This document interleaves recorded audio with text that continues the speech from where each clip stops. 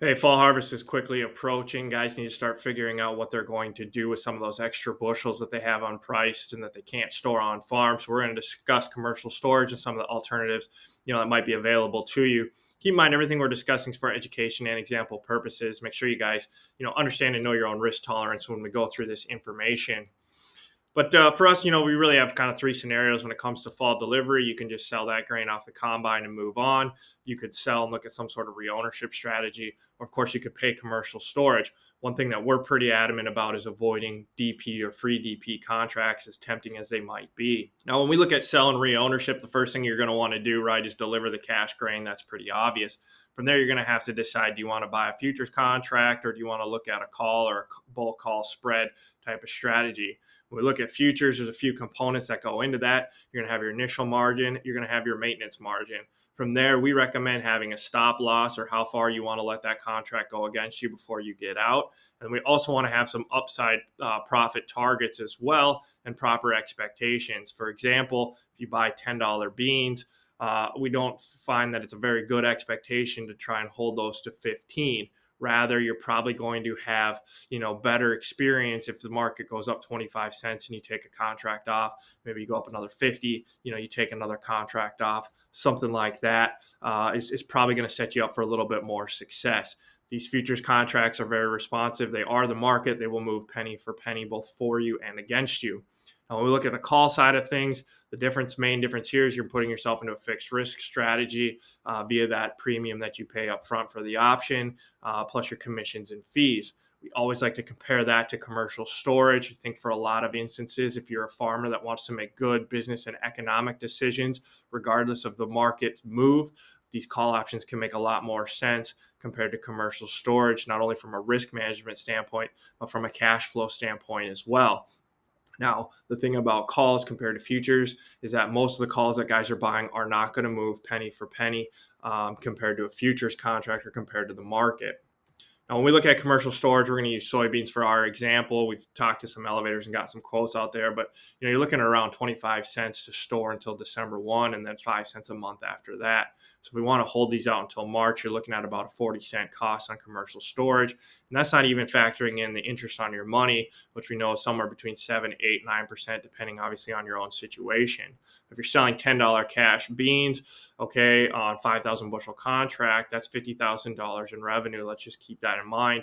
It's something to consider that you might be paying interest on as well. If we want to compare that to a call option strategy, you go out to the March board, same amount of time, look at a 1060 call. It's going to run you about 42 cents on that same 5,000 bushels.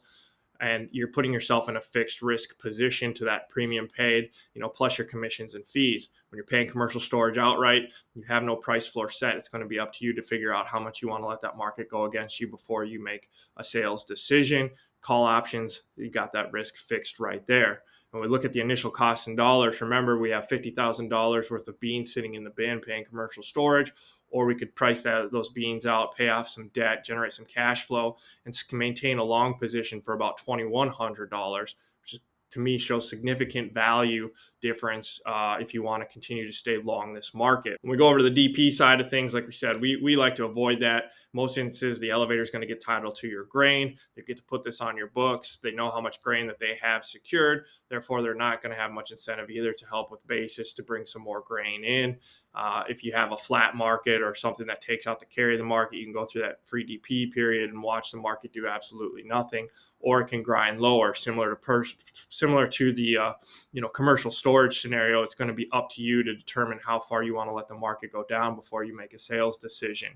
So, like we said, where commercial storage is attractive, or DP is attractive from an upside potential, we got to remember the downside is equally as prevalent as well. And keep in mind, it just seems like these days, anytime something is offered out as free, there's generally a cost to you. You just don't know what it's going to be.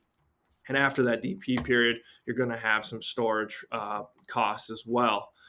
So at the end of the day, guys, it's time to start planning for fall and what we're going to do with those extra bushels or the ones that we just cannot store on farm. We need to have some proper expectations out there. Like we said, if you're buying $10 beans expecting them to go to 15, I think that's probably a stretch and you might find yourself to be disappointed. Now, if you use more of a marketing strategy as if you were carrying physical bushels and reward into rallies if they show up, I think that's where guys can have success. And then if you're a person that wants to make some more economic and business decisions, you're going to want to take a look at those call options and compare it to your quotes for commercial storage.